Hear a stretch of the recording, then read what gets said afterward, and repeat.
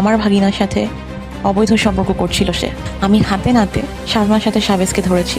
সাজমা এরপরও ওর মাকে মিথ্যা করে বলতে থাকে, মা উনি মিথ্যা বলছে, ওনার ভাগিনা আমার উপর খারাপ নজর দিয়েছিল, সেটাকে লুকানোর জন্য এখন এসব বলছে। তুমি বলো আমি নিজ থেকে ওনাকে বিয়ে করেছিলাম, সব কাজ কেন করবো?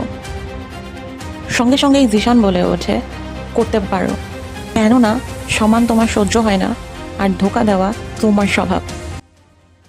और अगर मैं गलत नहीं तो ये वही शावेज है ना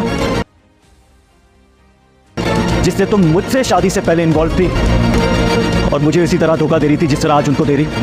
জিশানের মুখ থেকে এই কথাগুলো শুনে সাজমা একদম নির্বাক হয়ে যায়।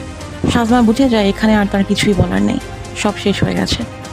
সুবহান জিশানকে চিনতো না, এই কারণে সে জিশানের কথাগুলো শুনে অবাক হয়ে প্রশ্ন করে, आपकी तारीफ, मैं बदकिस्मती से इसका एक हस्बैंड हूं। आपकी तरह मैं भी इसके हाथों बेवकूफ़ बनता रहा। बस फर्क सिर्फ इतना है कि आपने हकीकत बहुत जल्दी जान ली, लेकिन मेरी आंखों में मोहब्बत का पर्दा पड़ा हुआ था, जिसकी वजह से काफ़ी नुकसान उठाना पड़ा मुझे। জিশানের মুখ থেকে সাজমার সত্যিটা শোনার পর সুবহান তো অনেক বেশি অবাক হয়ে যায়।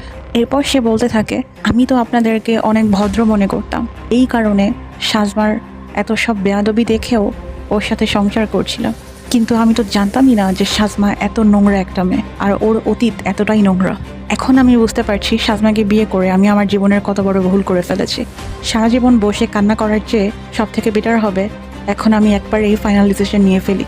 এরপর সে সাজমাকে বলতে থাকে, তুমি এসব এই কারণে করেছো না যাতে আমি তোমাকে ডিভোর্স দিয়ে দেই, তোমাকে ছেড়ে দেই, ঠিক আছে? मैं सुभान अहमद अपने पूरे होशो हवास में तुम्हें तलाक देता हूँ शाज़मा। सुभान, तुम्हें तलाक देता हूँ, तलाक।